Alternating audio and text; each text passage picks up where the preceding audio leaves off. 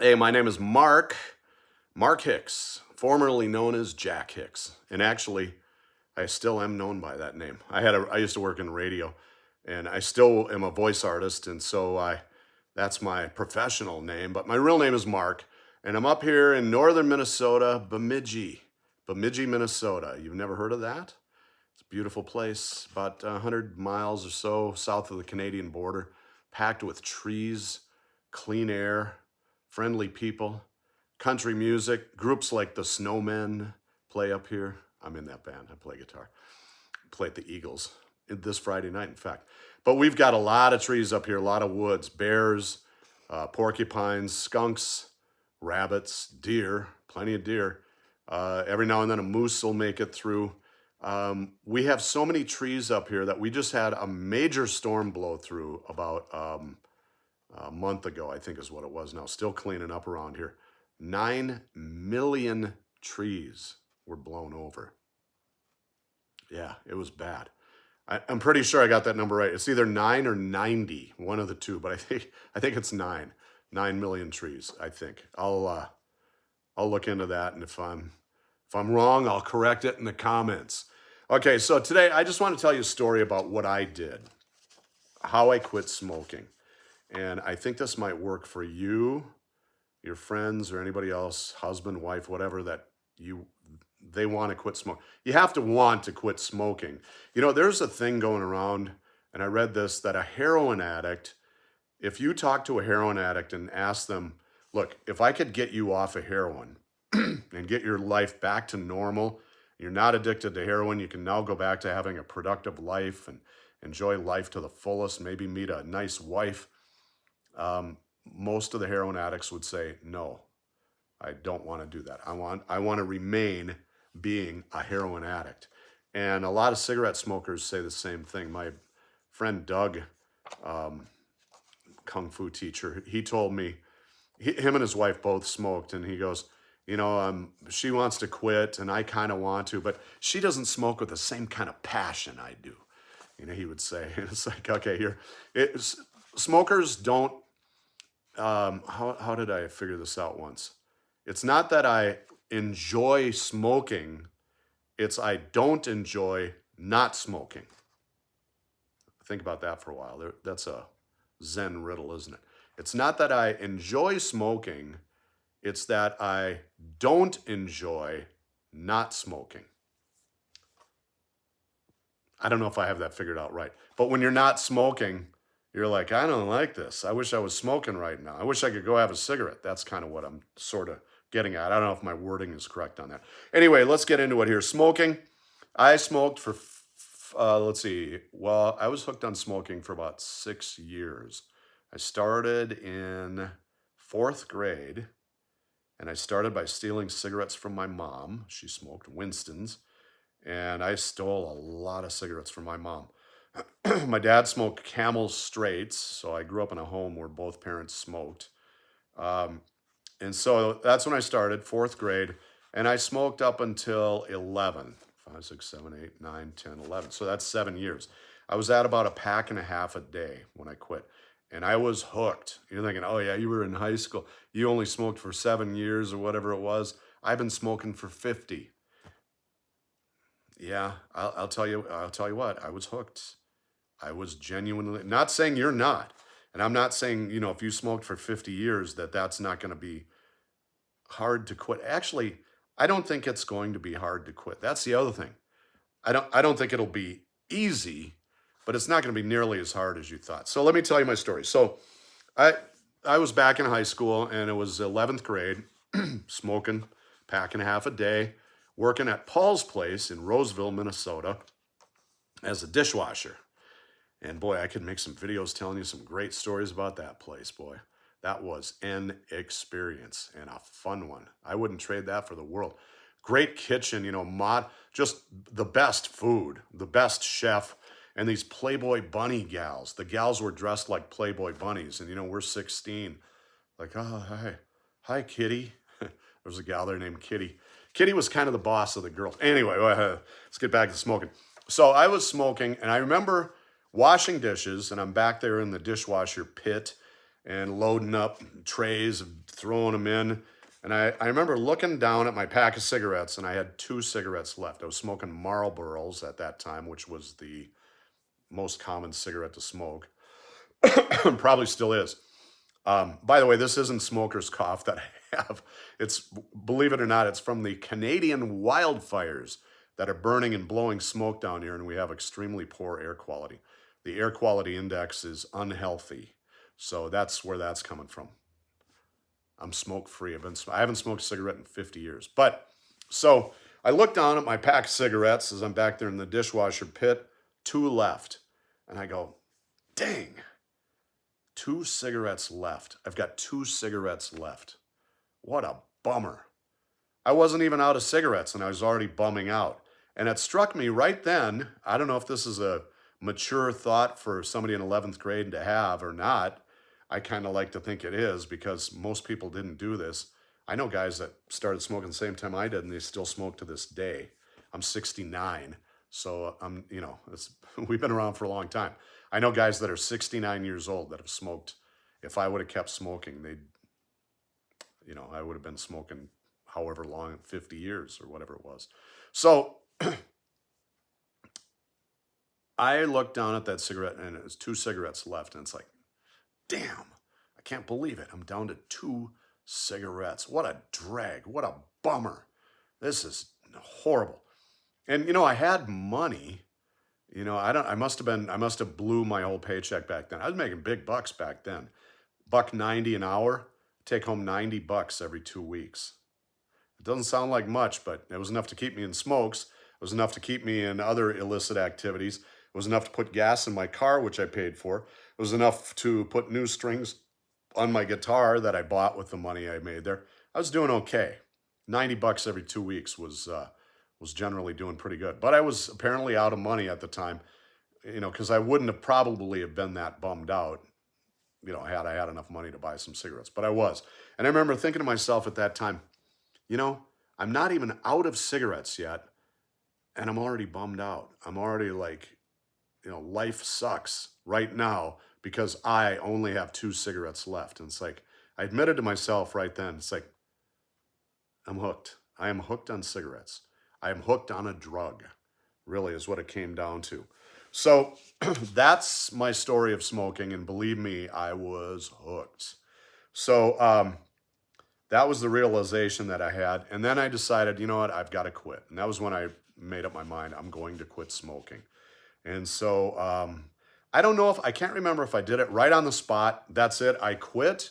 Or if I waited until I was done with the whole pack. As soon as this pack's done, I'm quitting. Because that's a common thing too. It's like, once I'm done with this pack, that's it. You want to finish that pack off. So either way, I can't remember, but I did quit smoking, and I quit for 3 weeks. 3 weeks I quit smoking, and then I decided one day I'm just gonna have one puff, just one. Had that one puff, and then I don't know, short time thereafter, maybe even the same day, I'm just gonna smoke a half of one. Mooching them off my friends. Remember those days? Hey, you got to smoke? No, I don't. You can't have any of mine. I've only got 12 left. So anyway, I smoked a half a cigarette, and I think by the end of the day, I think I'll just have one whole one, and then pretty soon back to smoking. Within a day, I mean, it didn't take long before I was back to smoking a pack and a half a day. So I kept smoking for a while, for, I don't know, maybe another month, and smoking a pack and a half, right back to a pack and a half. It wasn't even like, I'm up to a half a pack now, 3/4 of a pack. No, within days, I was back to a pack and a half a day. So I was thinking about it. When you wash dishes, a lot of time you're in your own head. You're loading up the stuff, and you're just kind of just thinking. It's almost meditative.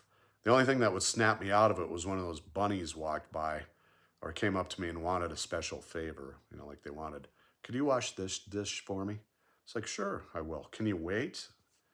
I'll do it, but you have to wait here while I do it. You have to talk to me. No, I didn't do that. I wouldn't even have thought of that. I would now. But so you were meditating, you're in this meditative state.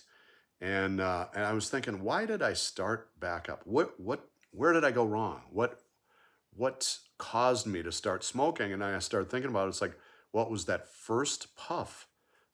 The time I took that very first drag off a cigarette, that's the thing that really kicked it off, And I mean, if I would have never done that, I would have never started smoking again. So then I started thinking, that's the key, is to never, ever have a puff off a cigarette ever again in your life. You have to, if you're going to quit, you can't have a drag ever off of a cigarette ever in your life. And I'm probably still hooked right now. I bet if I smoked a whole cigarette right now, I wouldn't be surprised, I'd probably not, but okay, so I made up my mind. If I quit again, and I am going to quit again, I have to make up my mind to never, ever, ever, ever, no matter what, ever even take one puff off of a cigarette, ever, no matter what. And so I kept smoking. I didn't know what I was doing. This is just what I was doing. But every time I smoked a cigarette, with every puff that I take, I would think, this is it. When I quit, never, ever will I ever have another one of these puffs off this cigarette. And I just kept telling myself that, not with each cigarette, with every single puff, I would think that thought.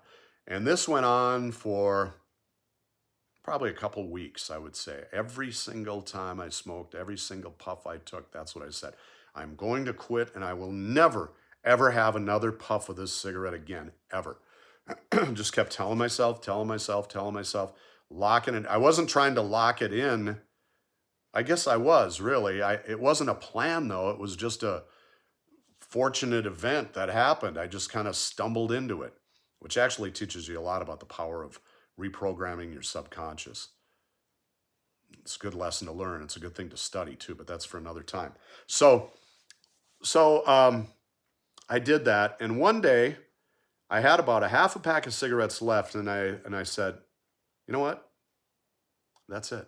I'm done. Threw the half a pack of cigarettes away, which, how dare you do this? You should at least finish the pack. And it's like, no, the time just hit me. Just out of the blue, my subconscious told me, you know what? You're done. You're ready. It's gone. You're over with. And that was it. And I never had another puff off of a cigarette since. And that was over 50 years ago. It worked. It really, really, really worked. And it can work for you too. And since then, I've studied a lot about the power of the subconscious mind and how to program the subconscious mind. And a lot of it is repetition of conscious thoughts or sayings, like if you tell yourself something over and over again, eventually it becomes true.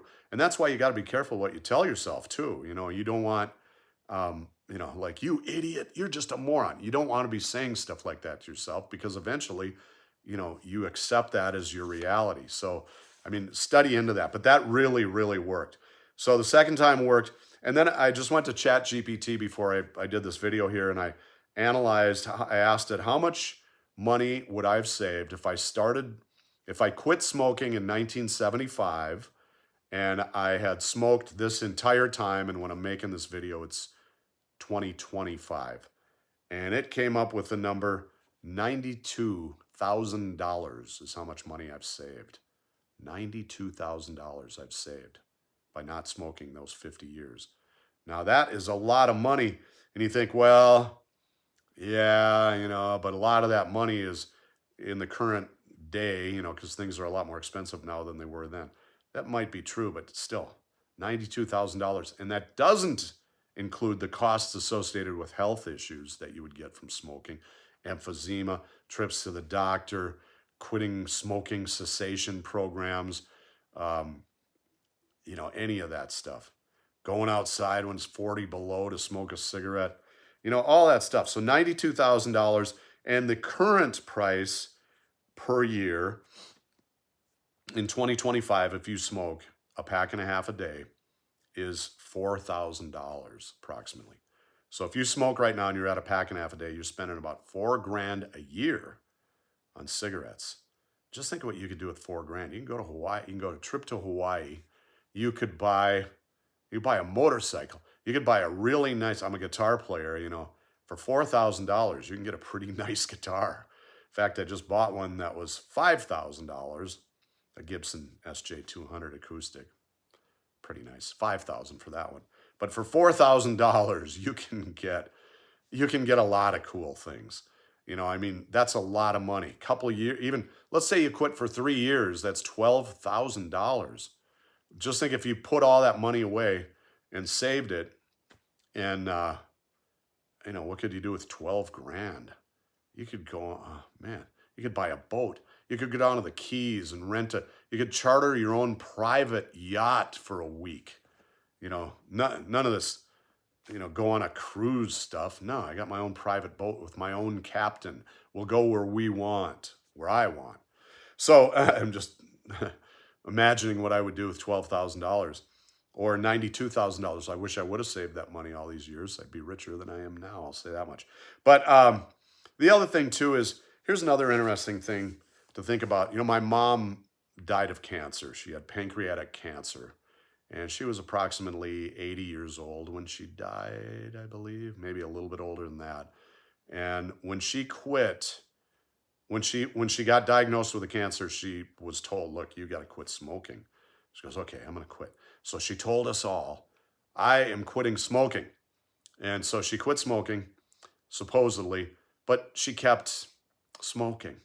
You know, she hid it from us. She's hiding it from her own family. And we all knew, you know, even the little kids know, hey, you know what? Grandma smokes. And so this went on and on and on for a couple more years. And then she had the surgery and chemo and all that sort of stuff. And eventually the cancer came back, but she never could quit. She just couldn't do it. So, you know, and that wiped out a lot of her money too. You know, I mean, so add that, whatever that was, to the 90,000. I wouldn't even be surprised if she spent $90,000, you know, on the treatment itself as well. Maybe not, you know, I don't know. I don't know that number, but a lot, and a lot of pain and suffering, and a lot of things that she couldn't do anymore, like go for a walk outside in the beautiful sun. Looking out my window now in the beautiful North Woods of Minnesota, and I'm blessed to be able to go out for a walk every day. And so let's just recap. Here's the key. Here's what I did, and it worked. It will work. I guarantee it'll work. If it doesn't work, if you try this, you truly try it. And here's the other thing too. I believe this. When you get to the point, you know, like, when should I quit? How long should I do this for? Where I'm telling myself, you'll never have another puff off of the cigarette again, ever. You know, every single drag, you're telling yourself that. How long should you do that before you actually quit? Don't ask the question. Just keep doing it. One day you're going to go, might take 2 weeks, might take 3 weeks, might take a month. I don't think it'll take much more than that. You're going to go, you know what? I am done. That's it. Exactly what happened to me. It will work. And I will make you this promise on a couple of conditions. If you try it, legitimately try it, wait until your body and your subconscious mind tells you it's time to quit. Every single puff, you're telling yourself, I will never, when I quit, I will never, ever take another puff off this cigarette again. If you do what I tell you to do in this video and it doesn't work, I will buy you a steak dinner, provided we run into each other randomly at some point in the future. We have to randomly meet up. You can't track me down for your free steak dinner. And I get to choose a restaurant, and I go with you too. It's me and you having the steak. You can't track me down though, and I'll know. I will know. Okay, well listen, I hope it works out for you. I hope you'll really take this to heart and do yourself a favor. Get your life back. Give up that drug addiction that you're carrying around as strong as a heroin addiction. Do it. Do it for me. Do it for you. Do it for your loved ones. It's not just you. It's your wife. It's your kids. It's your friends. Do it for them as much as you do it for you. But do it for you. You can do it. Stick with it. Do exactly what I told you, and it will work. Thanks for joining me. Happy day from Bemidji, Minnesota. I'm Mark. I hope to see you sometime randomly.